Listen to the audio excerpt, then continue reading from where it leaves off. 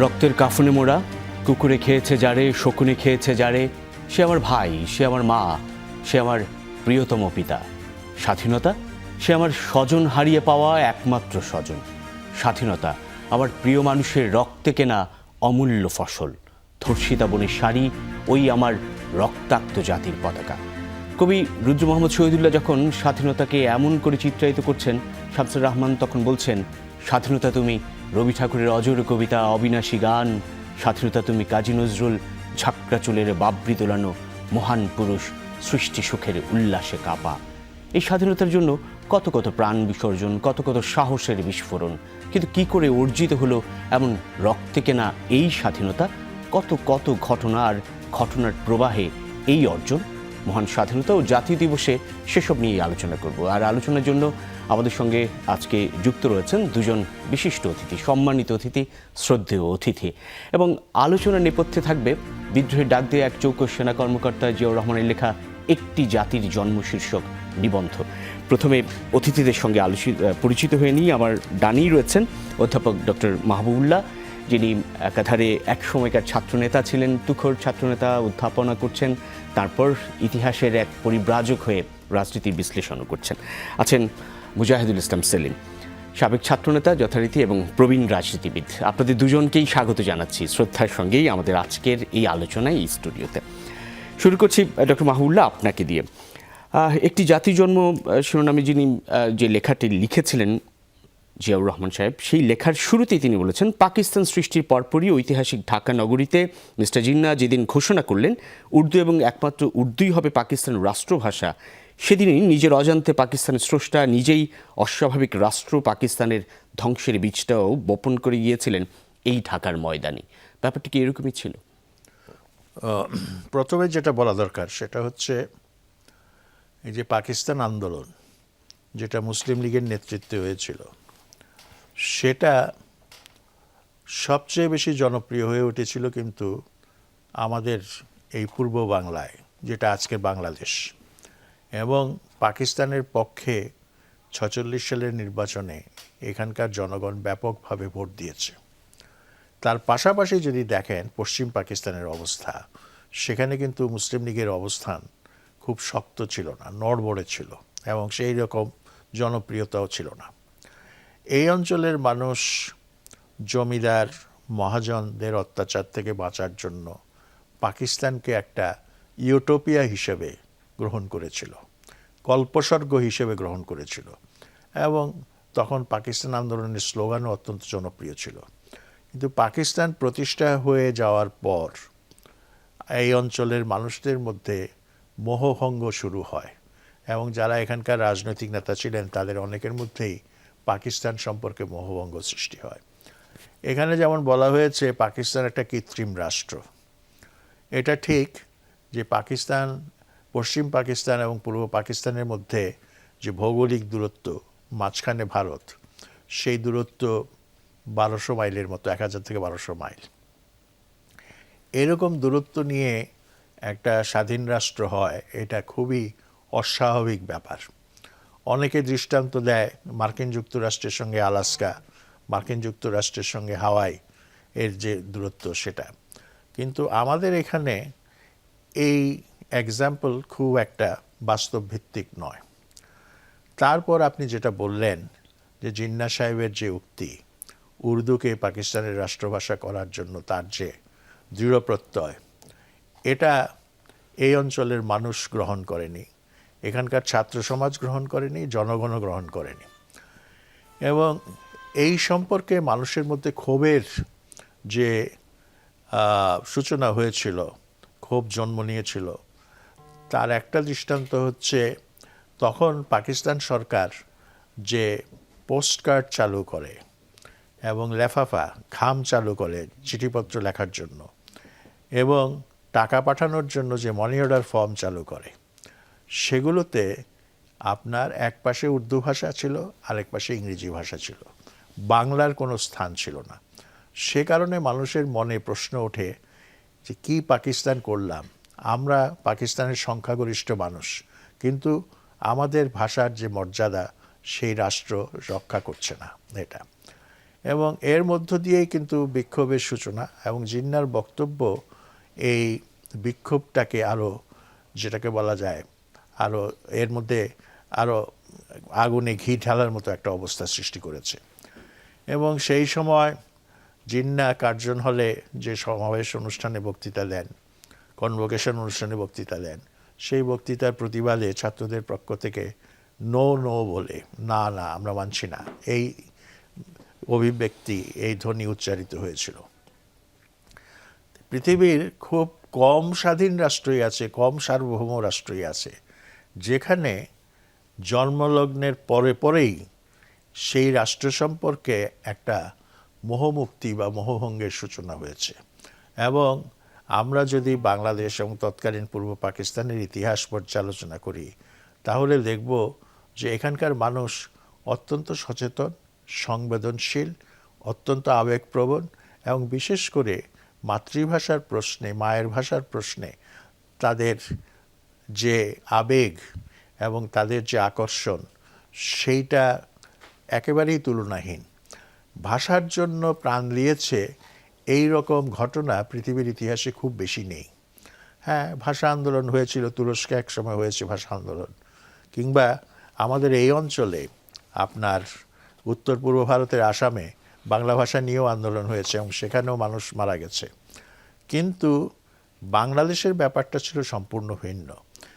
এই মানুষের যে বিক্ষোভ, সেটা চূড়ান্ত রূপ নেয় 1952 সালে এসে, 21শে ফেব্রুয়ারিতে এসে।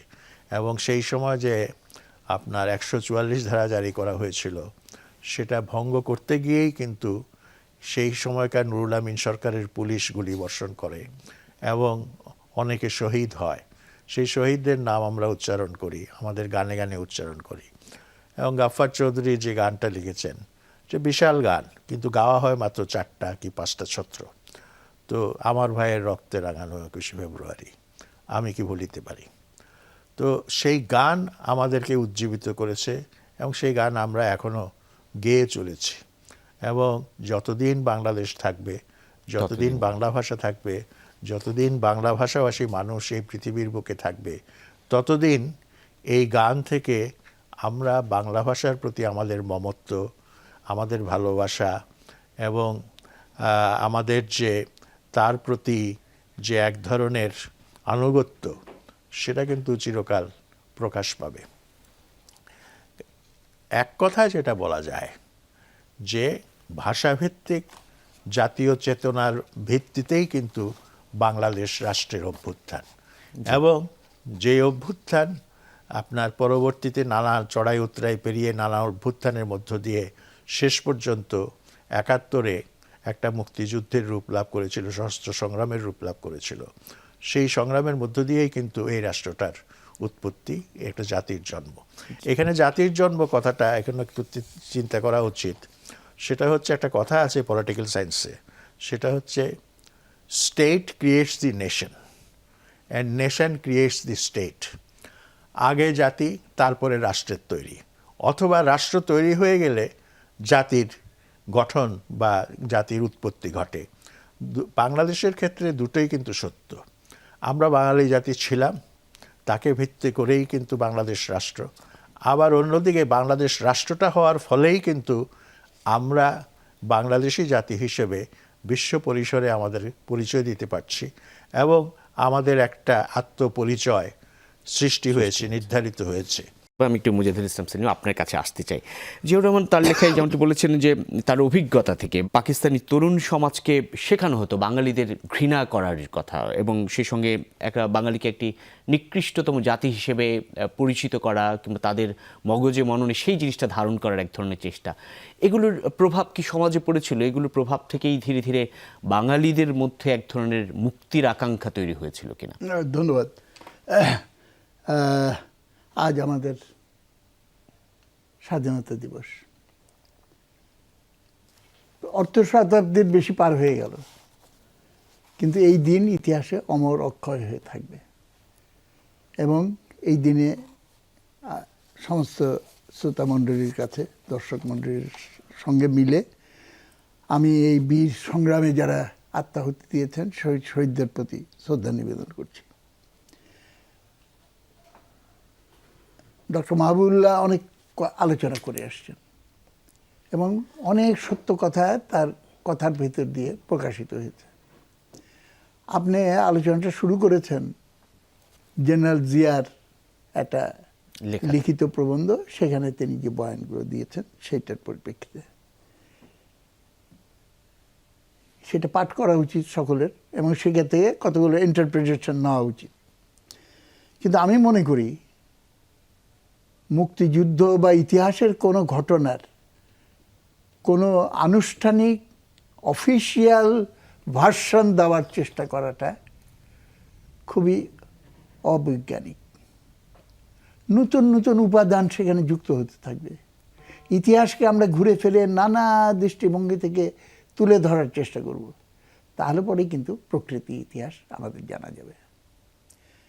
এবং যেখান থেকে আমরা সূত্রপাত করছি, অনেকে বলেন আমাদের মুক্তিযুদ্ধের ইতিহাস হলো ৭১ সাল, এর আগে কিছু নাই, ৯ মাস, এবং এটা মিলিটারি অপারেশন এবং সাকসেসফুল মিলিটারি অপারেশন।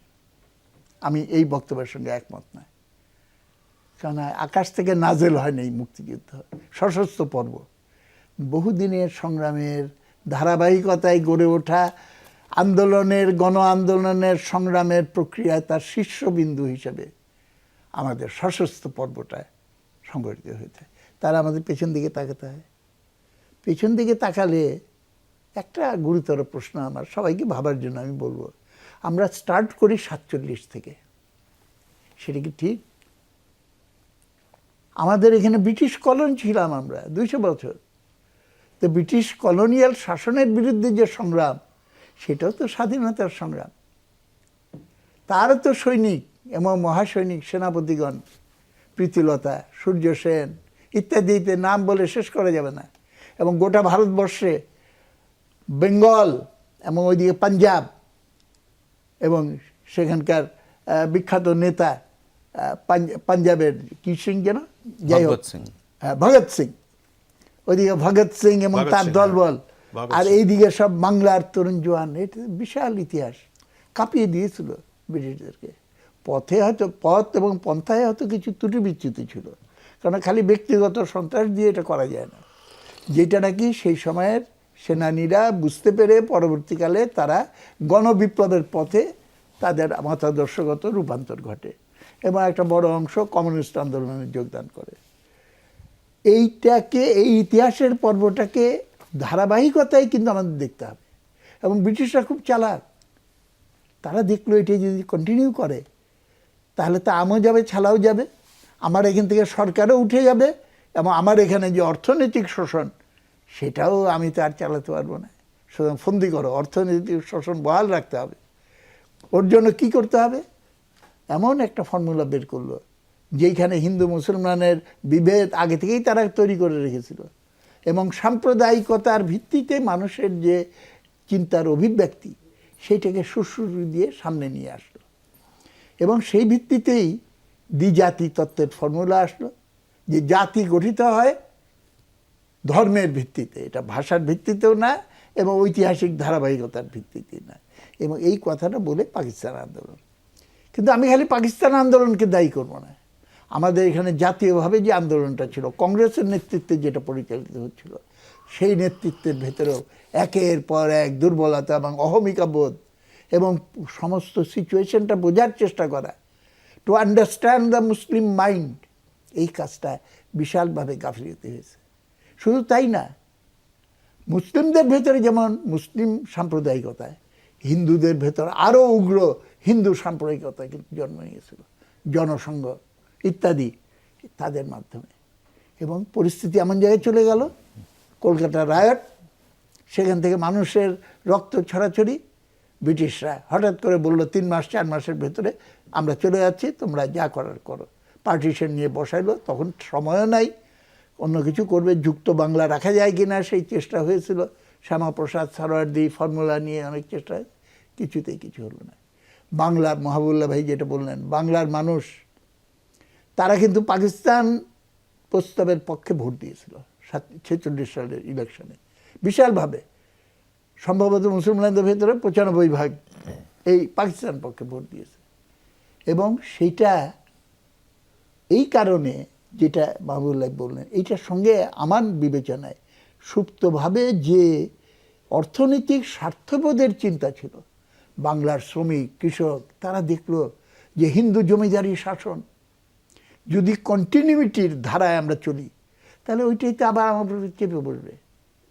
আমাদের এখন কাজ হলো, দেশ যদি ব্রিটিশরা চলে যায় তাহলে পরে হিন্দু শাসনের হাত থেকে আমাদেরকে মুক্ত হইতে হবে, এবং সেটার পথ হলো এইটা।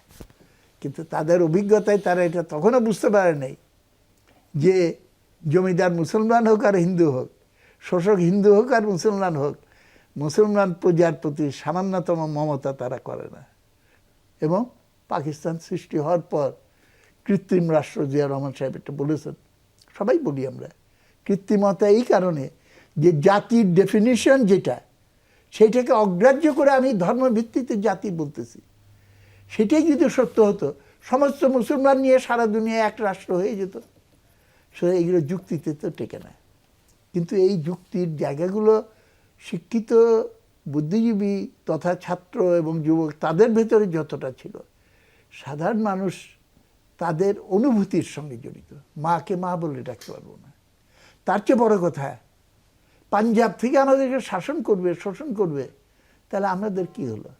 তাহলে তো ওই অদৃশ্য জমিদারের শাসন, সেটার ভেতরেই আমরা থেকে যাচ্ছি। এই কারণে অর্থনৈতিক স্বার্থবোধের জায়গাটাও এখানে ছিল। সেই সময় কমিউনিস্ট পার্টি একটা ভুল পথ নেয়, ওটাকে আমরা বলি বাম হটকারী পথ। কিন্তু ওইটার স্লোগানের ভেতরে কতগুলো সত্য লুকিয়েছিল। তারা বলেছিল, ইয়ে আজাদি ঝুটা হ্যায়, লাখো ইনসান ভুকা হ্যায়। মানুষ ক্ষুধার্ত, সুতরাং ক্ষুধার্ত মানুষের জন্য যে স্বাধীনতা, সে প্রকৃত। তখন তারা একটা বিদ্রোহের পথ গ্রহণ করলো, এবং সেই সশস্ত্র বিদ্রোহের পথে তেভাগা আন্দোলন, তারপরে নানকার আন্দোলন, বিশাল বিশাল সংগ্রাম তখন সংগঠিত হয়েছে। সেই রকম একটা পটভূমিতে ঘৃতাহুতির মতো যেটা বলা হলো, Urdu and only Urdu shall be the national language of Pakistan. শক্তিশালী কেন্দ্র না থাকলে পাকিস্তানের অস্তিত্ব রক্ষা করা সম্ভব নয়। শক্তিশালী কেন্দ্র, স্ট্রং সেন্টার, এই স্লোগানটা তারা দেওয়া শুরু করতে হলে এক ভাষায় যদি আমরা সবাইকে কথা বলতে না পারি, তাহলে পরে তো হবে না। এটা একটা যুক্তি। আরেকটা যুক্তি হলো, পাকিস্তানে আধিপত্য বিস্তার করেছিল পাঞ্জাবি পুঁজিপতিরা, এবং সঙ্গে আরও কয়েকজন কিছু ছিল মাইগ্রেন্টস অমুক সমুক, কিন্তু এই যেটাকে আমরা 22 পরিবার হিসাবে চিহ্নিত করতাম, এখনো করি।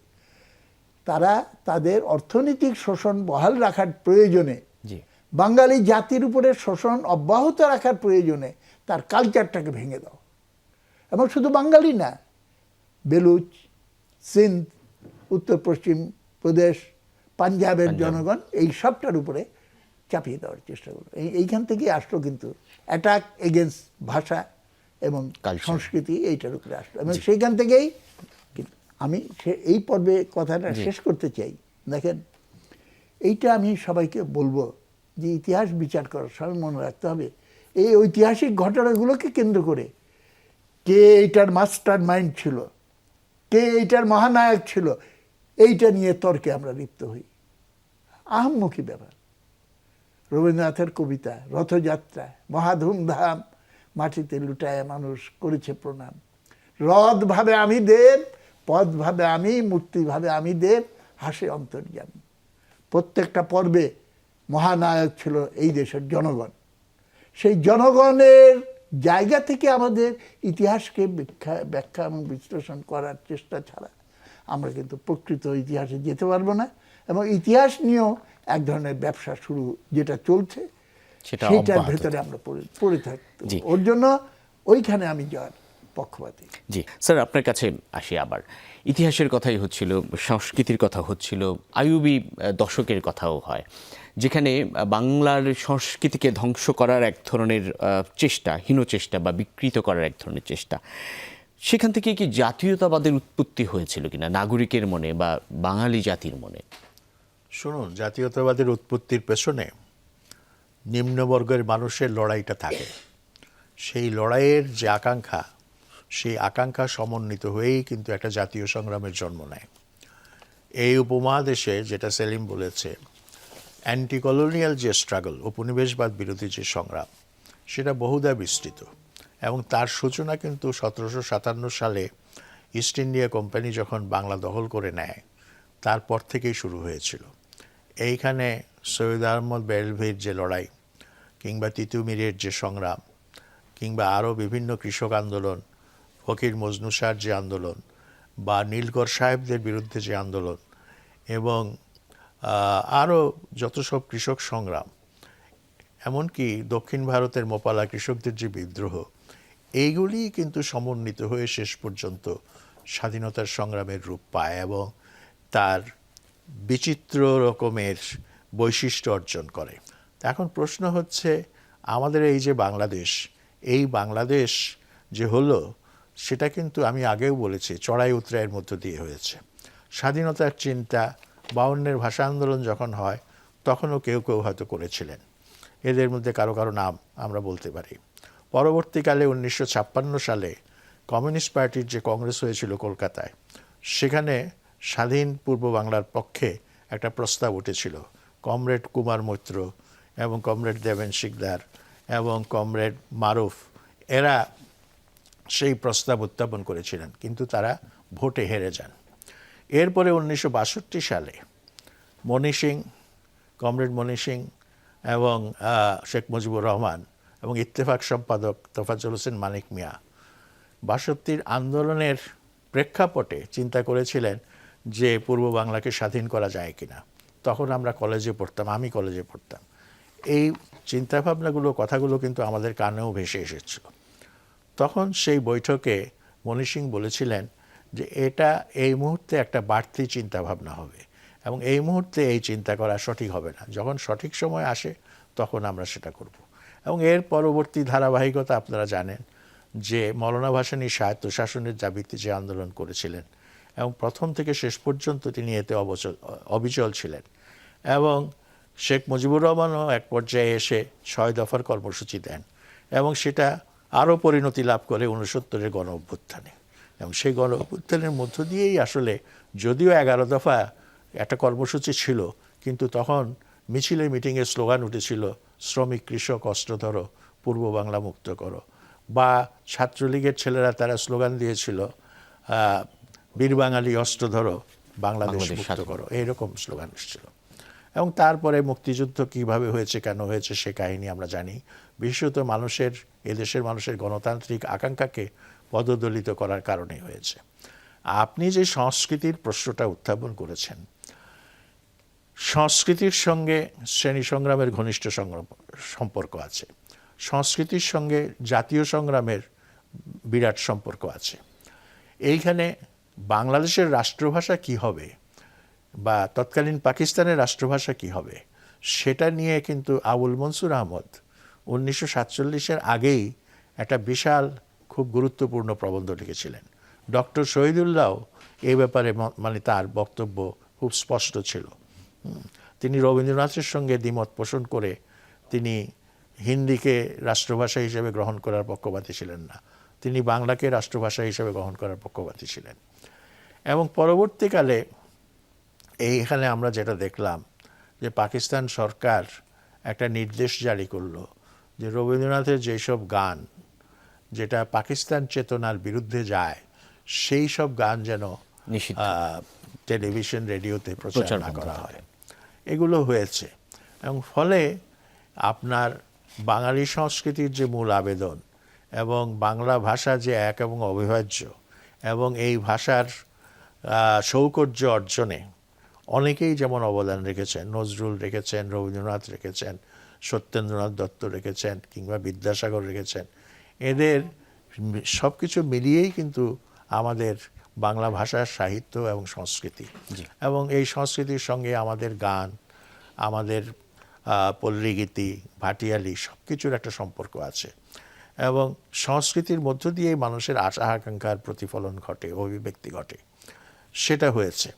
আর 1971-এ যখন চরম মুহূর্ত আসলো, আমরা দেখলাম জাতি আশা করেছিল শেখ মুজিবুর রহমান স্বাধীনতার ঘোষণা দেবেন, কিন্তু তিনি স্বাধীনতার ঘোষণা না দিয়ে পাকিস্তানি বাহিনীর কাছে ধরা দিলেন এবং তাকে গ্রেফতার করা হলো এবং পশ্চিম পাকিস্তানে নিয়ে যাওয়া হলো।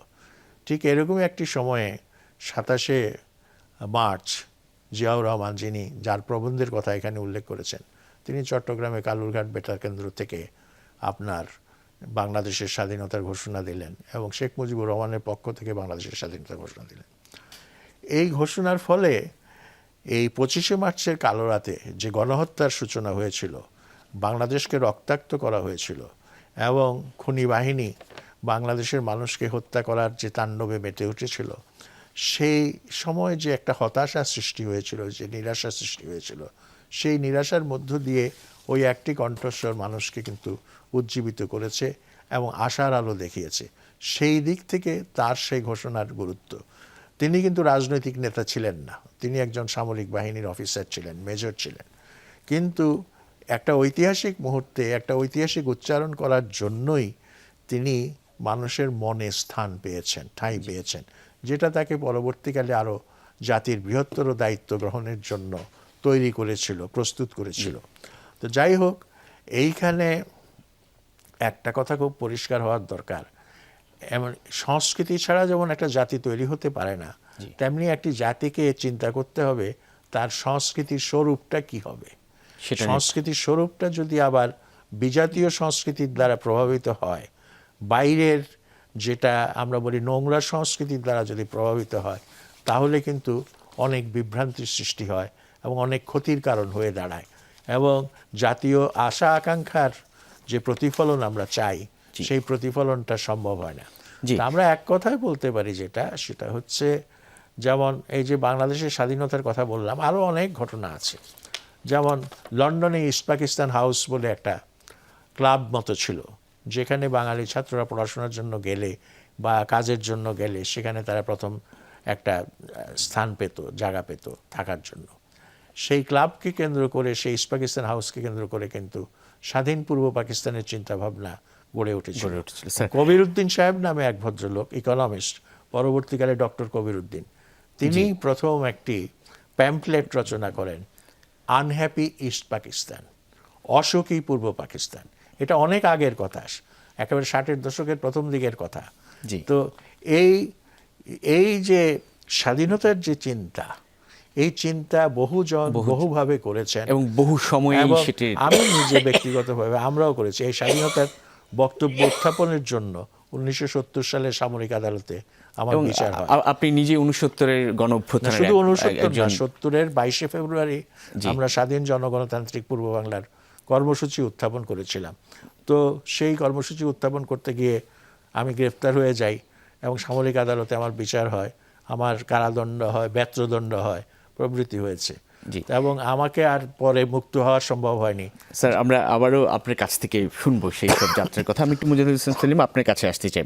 স্যার যেমনটি বলছিলেন যে 71-এর সেই দিনগুলোর কথা, মার্চের সেই উত্তাল দিনে যেমন জিয়াউর রহমান লেখায় যেটি আসছেন যে 4ঠা মার্চ তিনি ক্যাপ্টেন অলি আহমেদকে ডেকে নেন এবং সশস্ত্র সংগ্রাম করার সময় দ্রুত এগিয়ে আসছে, তাদের সেই বিষয়ে প্রস্তুতি, সতর্ক থাকার কথা বলছেন। সেই সময় কি প্রেক্ষাপটটা এরকম হয়ে গিয়েছিল যে 71-এর মার্চ যখন আসে, তখন সেই মার্চের সময় সেই সশস্ত্র সংগ্রামের পথটাও বা সময়টাও খুব ঘনিষ্ঠ হয়ে আসছিল বা কাছাকাছি হয়ে আসছিল সেই সময় ঘটনার প্রবাহ? ধন্যবাদ। অনেক দিন হয়ে গেছে, তবু স্মৃতিতে খুবই পরিষ্কার আমার দৃষ্টিভঙ্গিতে ঘটনা বলি, যেইভাবে আনরোল করেছে বাংলাদেশের স্বাধীনতার প্রশ্নটা বহুদিন ধরে মানুষের মনে মনে মনে মনে ঘুরেছে এবং গোটা পাকিস্তান পিরিয়ডে বারবার এটা সামনে এসেছে। কিন্তু পাকিস্তান আমলটা একটা প্রধান এজেন্ডা ছিল সামরিক শাসন, জেল, জুলুম, নির্যাতন। চিন্তা করতে পারবে না, জেলখানা তো কমিউনিস্টদের দিয়ে বন্দি। এবং প্রথম জেল হত্যাকাণ্ড কবে হয়েছিল? ইতিহাসবিদ হিসাবে যদি কেউ জিজ্ঞাসা করে বলবে 23 নভেম্বর, জেলখানার 4 নেতাকে হত্যা করা হলো। ঠিক না, প্রথম হত্যাকাণ্ড হয়েছিল রাজশাহী খাপড়া ওয়ার্ডে, কমিউনিস্ট বন্দীদেরকে গুলি করে হত্যা করা হয়েছিল। এইভাবে সত্যকে কিন্তু তথ্যবহুল নির্ভর উপরে আমাদের এগিয়ে নিতে হবে। এখন এই নানাজন বলেছিল, মাহবুবুল্লাহ ভাই কতগুলো উল্লেখ করলেন কথা, কমিউনিস্ট পার্টির ক্ষেত্রেও সেরকম। তখনও মার্চ শুরু হয়নি, মার্চের আগে ফেব্রুয়ারির বা 21শে ফেব্রুয়ারির শহীদ মিনারের বক্তৃতা থেকে আমরা বলি, অল পাকিস্তান ভিত্তিতে যে নির্বাচন হয়েছে এবং সেই নির্বাচনের যে ফলাফল, তোমরা পাকিস্তানি শাসকরা যদি সেই ফলাফলকে সম্মান না জানাও জনগণের রায় কার্যকর করার জন্য দরকার হলে আমাদের পূর্ব পাকিস্তানকে স্বাধীন করে হলেও আমরা সেই রায় কার্যকর করব। সুতরাং গণতন্ত্রের যুক্তির জায়গা থেকে আমরা কিন্তু স্বাধীনতা যে অবধারিত সেই জায়গায় চলে গেলাম। এবং 1 মার্চ যখন নাকি ঘোষণা আসলো যে নির্ধারিত তারিখে পার্লামেন্ট অধিবেশন, সেটা পোস্টপোন করে দেওয়া হয়েছে, আমরা বুঝে গেলাম এতদিন ধরে তো আলোচনা করছি আমরা। আমিও অনার্স পরীক্ষার জন্য রেডি হচ্ছি, সেই বই বন্ধ করে বেরিয়ে আসলাম এবং সবার মুখে মুখে এক কথা যে এবারের সংগ্রাম স্বাধীনতার জন্য সশস্ত্র লড়াইয়ের তৈরি হয়ে যাও। আমরা সেগুলো শহীদ মিনারে মাইকে বক্তৃতা দিয়ে আমরা রাজনৈতিক পরিস্থিতি, আন্তর্জাতিক পরিস্থিতি যেমন ব্যাখ্যা করতাম, কিভাবে মনোট্র্যাপ ককটেল বানাইতে হবে, কিভাবে বুবি ট্র্যাপ তৈরি করতে হবে, মানুষকে রেডি করলাম। ঢাকা শহরে দামি রাইফেল কাঁধে নিয়ে মেয়ে ছেলেদের বিশাল মিছিল, এটা মাঝে মাঝে এখনও দেখা যায়। সেই মিছিলের ভেতর দিয়ে সমস্ত দেশের তরুণ সমাজের ভিতরে তরঙ্গ হয়ে গেল যে তাহলে এই রাইফেল দিয়ে মিছিল করছে, প্যারেড করছে, তারপরে তো আমাদের সমস্ত জেলাগুলোতে এটা হলো। এই রকম পটভূমিতে যখন 25শে মার্চ কালো রাত্রির জেনোসাইড শুরু করলো পাকিস্তানিরা, তখন শেষ পেরেক বলতে যেটা বোঝায়, মানুষ আর কিছু থাকলো না, তখন আমাদের মুক্তিযুদ্ধে ঝাঁপায় পড়তে হবে এবং সেইখান থেকে আমাদের সূত্রপাত। এবং সেটা করতে গিয়ে দেখেন ইতিহাসটা কীভাবে হয়। আমরা মুক্তিযুদ্ধ করেছি, একটু আগে মাহবুবুল্লাহর ভাইয়ের সঙ্গে কথা হচ্ছিল, আমরা মুক্তিযুদ্ধ করেছি কিসের ভিত্তিতে, কোন ডিক্লারেশনের ভিত্তিতে? সেটা হলো 10ই জানুয়ারি যে স্বাধীনতার ঘোষণাপত্র এবং 17ই জানুয়ারি যেটা প্রকাশ করা হয় মন্ত্রিসভার শপথ নেয়, সেইটার ভিত্তিতে কিন্তু আমরা, সেখানে ছিল সাম্য, সামাজিক মর্যাদা, মানবিক ন্যায় বিচার প্রতিষ্ঠার লক্ষ্য নিয়ে যেহেতু এটা হয়েছে, যেহেতু আমাদের এটা করতে দেওয়া হয়নি, শুধু এই লক্ষ্যে আমরা এই দেশকে হানাদার মুক্ত করে স্বাধীন রাষ্ট্র হিসেবে প্রতিষ্ঠা করব। এখন প্রশ্ন খুব গুরুতর প্রশ্ন, এটা একটা ঐতিহাসিক প্রশ্ন, জনগণের ভূমিকা আর নেতার ভূমিকা। আমি মাহবুবুল্লাহ ভাইয়ের সঙ্গে সম্পূর্ণ একমত, একটার ভূমিকাকেও অগ্রাহ্য করে ইতিহাসকে আগানো যায় না। তারপরেও আমি বলবো নেতার নেতৃত্বের ভূমিকা কোনোদিনই কার্যকর হতে পারে না যদি জনগণের ভূমিকা তার ব্যাকগ্রাউন্ডে না থাকে। এবং সেই হিসাবে আমরা দেখব মুক্তিযুদ্ধের সময় বলতে হয় এখানে এখন আর কথাবার্তা গোপন রাখা উচিত না, আমরা কোন কথা ভুলে যাব। আমি মুক্তিযোদ্ধা ছিলাম এবং আমাদের বাহিনীকে বলা হলো, অনেক এমপি তারা কিন্তু পাকিস্তানি শাসকদের প্রলোভনে আবার দেশে ফেরত যেয়ে তাদের সঙ্গে হাত মিলানোর চেষ্টা করছে, তোমরা পাহারা দাও।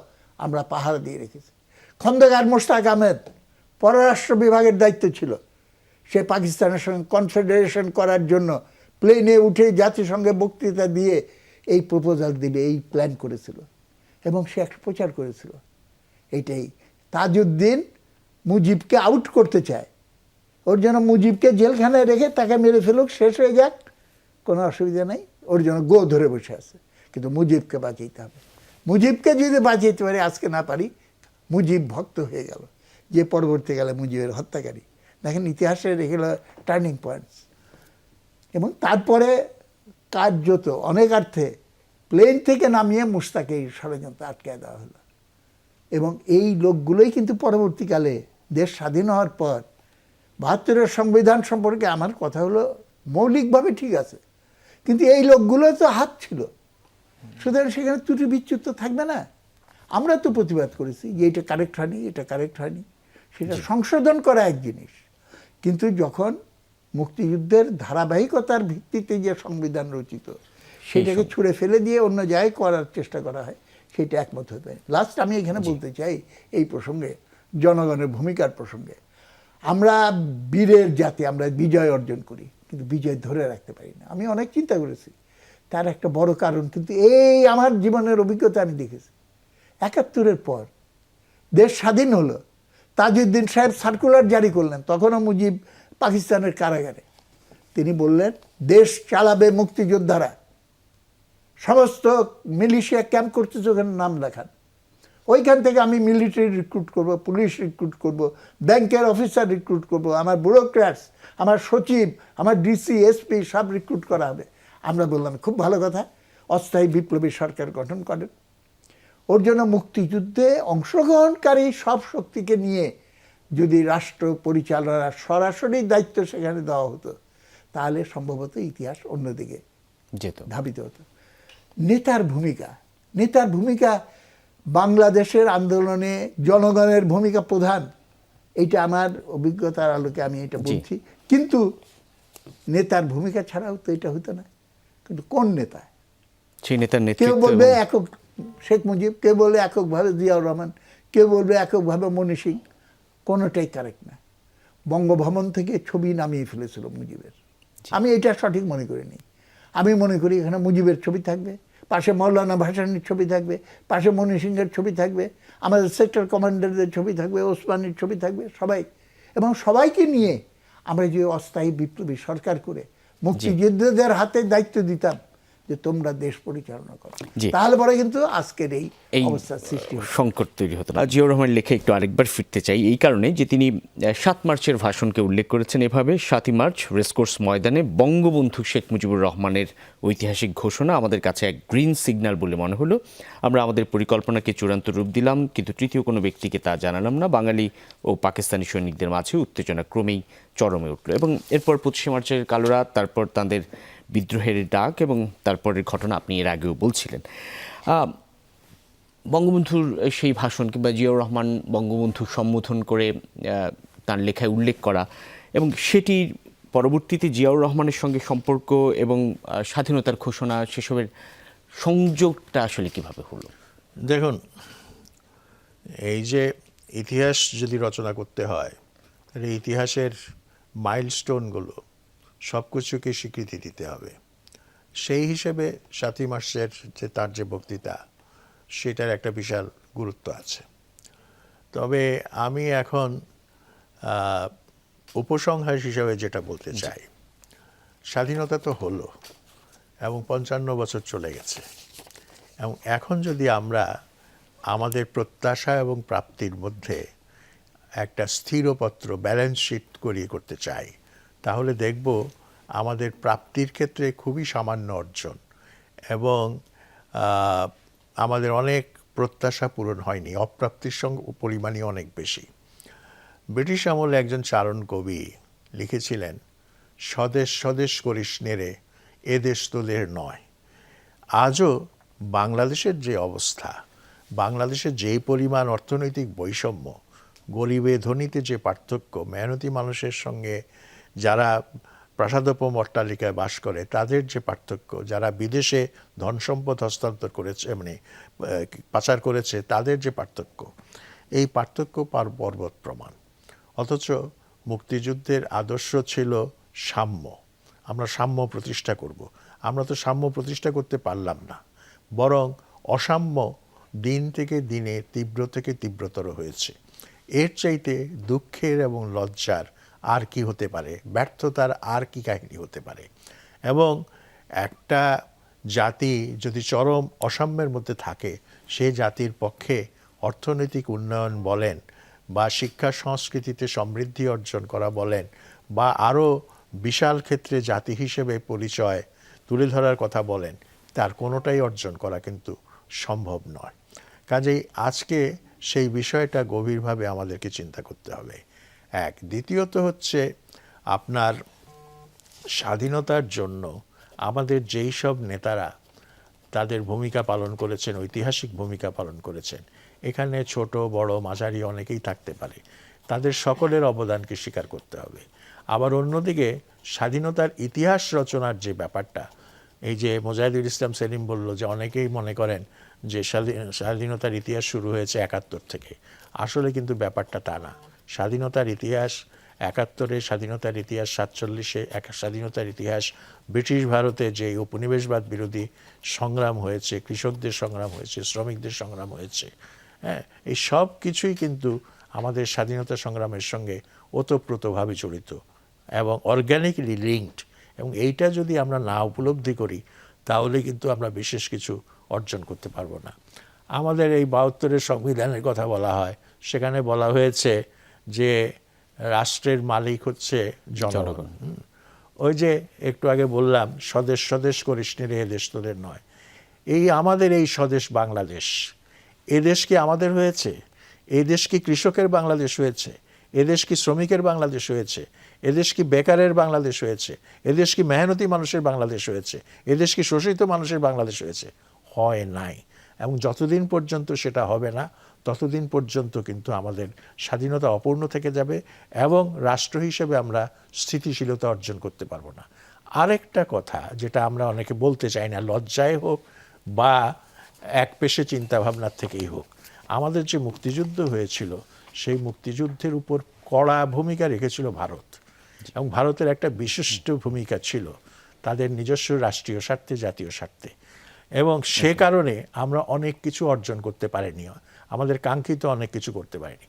আমরা যদি সত্যিকার অর্থে স্ব-উপর্জিত স্বাধীনতার পথে চলতাম, তাতে হয়তো আমাদের যুদ্ধটা 9 মাস না হয়ে 9 বছরও হতে পারত, 3 বছরও হতে পারত, কিন্তু আমাদের নিজের হাতে অর্জন করা একটা স্বাধীনতা হতো, যেভাবে ভিয়েতনামিরা তাদের স্বাধীনতা অর্জন করেছে এবং সার্থকভাবেই সেটা তারা অর্জন করেছে। তো এই দিকটাও কিন্তু আমাদের খেয়াল রাখতে হবে, এবং এই কাহিনী যদি বর্ণনা করতে হয় কিভাবে তারা নিয়ন্ত্রণ করেছে, কিভাবে বিভিন্ন সময় বাধা সৃষ্টি করেছে, কিভাবে তাদের স্বার্থ হাসিল করেছে, সেই কাহিনী আর একটা লম্বা কাহিনী, হয়তো এরকম একটা অনুষ্ঠানের মধ্য দিয়ে সেটা বলা যাবে না। সত্যিকারভাবে আমরা চাই বাংলাদেশ কোনো নতজানু রাষ্ট্র হবে না, বাংলাদেশ হবে সত্যিকার অর্থে স্বাধীন সার্বভৌম রাষ্ট্র, এবং বাংলাদেশ হবে একটা গণতান্ত্রিক রাষ্ট্র। এইখানে এবং বাংলাদেশে কোনো রকম চৌর্যবৃত্তির, চোরতন্ত্রের যা জায়গা থাকবে না, যেখানে আপনার এই যে আমরা বলি অলিগার্করা এখানে ঠাই মানে সাংঘাতিকভাবে শিকড়কারী বসেছে, তাদেরকে কিন্তু খুব একটা স্পর্শ করা যায় নাই। এই 24-এর গণ অভ্যুত্থান সত্ত্বেও কিন্তু তাদেরকে খুব একটা স্পর্শ করা যায় নাই। এইগুলোর যদি মীমাংসা না হয়, সমাধান না হয়, এবং জাতিকে যদি সত্যিকারভাবে আমাদের এখানে যত আগাছা জমেছে সেগুলিকে যদি সাফ না করা হয়, তাহলে কিন্তু আমরা এই যে লক্ষ লক্ষ মানুষ প্রাণ দিল, আত্মত্যাগ করলো, রক্ত দিল, সেই আত্মত্যাগের বিনিময়ে আমাদের যে অর্জন হওয়ার কথা ছিল সেই অর্জনটা হলো না।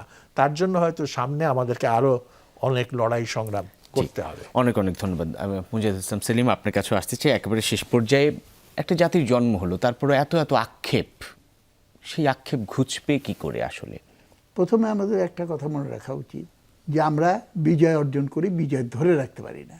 কেন ধরে রাখতে পারি না? সেইখানে আমার স্পষ্ট কথা হলো যে যারা ইতিহাস নির্মাণ করে তারা যদি সেই নির্মিত ইতিহাসের পর্ব কারিগর হিসেবে তার কাঠামো এবং তার পরিচালকের দায়িত্বে না আসে, যেটা সহজে বোঝার জন্য আমি বলি অনেক সময় যে জমি বর্গা দেওয়া যায়, তো স্বার্থ বর্গা দেওয়া যায় না। আমি আন্দোলন করলাম, সবই করলাম, তারপরে পরিচালনার দায়িত্বটা আরেকটা শ্রেণীর হাতে বা আরেকটা গোষ্ঠীর হাতে আমি দিয়ে দিলাম, যার ফলে আমরা বারবার পরাজিত হই। সুতরাং জনগণকে সচেতন হতে হবে, সংগঠিত হইতে হবে, এবং যারা জনগণকে পেছনের বেঞ্চে ফেলে দিয়ে আমি তোমার মুক্তি এনে দেবো এই কথা না বলে বলবে তোমরা রেডি হও রাষ্ট্র পরিচালনার জন্য, সেরকম শক্তিকে আজকে ক্ষমতায় নিয়ে আসতে। 2 নম্বর আমি বলতে চাই, ইতিহাসে দেখেন জেনারেল জিয়ার বইটা খুবই পাঠ করা উচিত। ইতিহাস সম্পর্কে নানান রকম ভুল মিথ্যা ব্যাখ্যা দেওয়া হয় এবং উনার ভূমিকা কি এইটা নিয়েও নানা কথা হয়। তা আমি খুশি হতাম এটা অ্যাপেন্ডিক্স হিসাবে যারা এটা ছাপাবে এরপরে, যদি ইনস্ট্রুমেন্ট অফ সারেন্ডার, যেটা 16ই ডিসেম্বর সারার্দি উদ্যানে, এখন যেটা স্যার তখন রেসকোর্স উদ্যানে সই হয়েছিল নিয়াজি এবং আত্মদলিল, সেখানে স্পষ্টভাবে কতগুলো কথা লেখা আছে আমরা পাকিস্তানের সেনাবাহিনী, বিমান বাহিনী, নৌবাহিনী along with all auxiliary civilian and paramilitary force meaning জামাত ইসলাম, আল বদর, রাজাকার, এটা মিন করে আমরা আনকন্ডিশনালি সারেন্ডার করছি। সুতরাং আমরা ইতিহাস যদি এই ধারাবাহিকতায় রক্ষা না করে এখানে আপোষ করে অন্য জায়গায় চলে যাই এবং মনে করি যে সাপ এখন আমি পোষ বানানো ফেলে দিয়েছি, সেটা হবে না। 3 নম্বর হলো, আমি মাহবুবুল্লাহ ভাইয়ের সঙ্গে সম্পূর্ণ একমত, আমরা বাংলাদেশকে পিণ্ডির শাসনের হাত থেকে মুক্ত করেছি নূতন করে ভারতের গোলাম হওয়ার জন্য নয়, কিংবা আরো গুরুতর আজকে প্রশ্ন হলো নূতন করে আমেরিকার গোলাম হওয়ার জন্য নয়। সমস্ত জাতির কাছে আমি আহ্বান জানাবো, বাংলাদেশকে আমেরিকার গোলাম বানানোর জন্য একটা শেষ মুহূর্তে ক্ষমতায় ছেড়ে দেওয়ার আগে 3 দিন আগে একটা গোপন চুক্তি করে বসে আছে, বাণিজ্য চুক্তি। এইটার বিরুদ্ধে বিদ্রোহ গড়ে তুলতে হবে, আমরা আন্দোলনের ডাক দিচ্ছি। 4 নম্বর, আমি বলতে চাই যে আমাদের জাতিকে ঐক্যবদ্ধ করতে হলে অর্থনীতির জায়গাটা যদি মৌলিকভাবে আমরা পরিবর্তন না করি, তাহলে পরে শত্রুরা কিন্তু সেইখান দিয়ে প্রবেশ করবে। এবং সেই ক্ষেত্রে মনে রাখতে হবে, মানুষের অন্ন, বস্ত্র, ভাত, কাপড়ের সমস্যার সমাধানের জন্য, তার ইহলৌকিক জীবনের সমস্যার সমাধানের জন্য আমরা যদি গণতান্ত্রিক সমাধানের পথ না দেখাতে পারি, তাহলে পরে কিন্তু সেইখান থেকেই কিন্তু বিদেশি শক্তি কিংবা দেশের ভেতরের চরম প্রতিক্রিয়াশীল শক্তিগুলো তারা ছোবল মারার জন্য চেষ্টা করবে। এবং এই সমস্ত কাজটা করতে পারবো যদি আমার ভেতরে একটা উদার হৃদয় থাকে এবং সম্ভাব্য সমস্ত শক্তিকে নিয়ে আমরা যদি অগ্রসর হই। মুক্তিযুদ্ধের সময় আমরা তো কোনো বাদ বিচার করি নাই, এই তুমি রাইফেল চালাবা, কিন্তু আগে দেখে নিতে চাই তুমি কোন আদর্শে বিশ্বাস করো, তুমি কোন ইয়েতে। আমরা সবাইকে নিয়ে চলেছি। সেই উদার হৃদয় নিয়ে আমাদের হয়তো একটা রংধনুকে আলিশন গড়ে তুলে আমাদের আগাইতে হবে। এবং সেইটা করলেও আমরা যদি সেই বিশাল শক্তিও গড়ে তুলতে পারি, তাহলে পরেও কিন্তু মতের তারতম্য, মতের যে পার্থক্য, সেইটার ইন্টারাকশনগুলো আমাকে অ্যালাউ করতে হবে এবং বৈচিত্র্যের ভেতরে আমাকে ঐক্য গড়ে তুলতে হবে। আমরা একটা বড় অন্যায় করছি সম্ভবত, বাঙালি বাঙালি বলে আমরা চিৎকার করছি, কিন্তু আমাদের বাংলাদেশের নাগরিকের ভেতরে বাঙালি ছাড়াও যে আদিবাসী, যে বিভিন্ন জাতি সম্প্রদায়ের মানুষ আছে, তাদের যে অধিকার, সেই অধিকারের আমাদের স্বীকৃতি দিতে হবে। অনেক অনেক ধন্যবাদ ডক্টর মাহবুবুল্লাহ, অধ্যাপক ডক্টর মাহবুবুল্লাহ এবং সেই সঙ্গে মুজাহিদুল ইসলাম সিনু, আপনাদের দুজনকে আমাদের স্টুডিওতে সময় দেওয়ার জন্য। দর্শক, কথা বলছিলাম দুজন শ্রদ্ধেয় অতিথির সঙ্গে একটি জাতির জন্ম শিরোনামে যমুনা টেলিভিশনের এই বিশেষ আয়োজনে। যতদিন এই মানচিত্র, এই পতাকা, এই দেশ থাকবে, ততদিন বারবার ফিরে আসবে 71, বারবার ফিরে আসবে মুক্তিযুদ্ধ, মহান মুক্তিযুদ্ধ, বারবার ফিরে আসবে এই দিবস, স্বাধীনতা দিবস। নিশ্চয়ই সেই সাম্য, মানবিক মর্যাদা এবং সামাজিক ন্যায় বিচারের বাংলাদেশ প্রতিষ্ঠা পাবে, সেই প্রত্যাশায় শেষ করছি আজকের মতো।